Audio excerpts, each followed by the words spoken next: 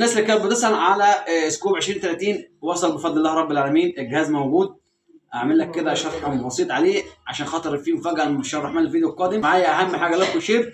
النهارده وصل موجود معانا ريسيفر الغلابه الفئه المتوسطه صن بلس 1506، جهاز معقول عليه 24 شهر سبيد، 12 شهر اكس، 6 شهور تقريبا صفر ميجا. ده الملخص بتاع الجهاز. الفلاش بتاعه 8، الرام 512. طبعا ده المتوسط، يعني الجهاز يعني الفئه المتوسطه.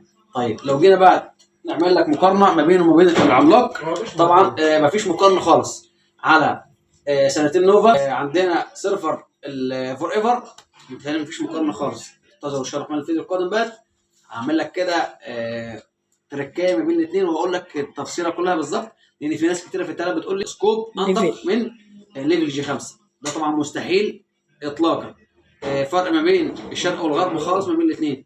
ده كان توضيحي بس كده بسيط للناس اللي بتقول لك ان سكوب اعلى وانضف من ليفل. ده مستحيل طبعا نهائيا واطلاقا.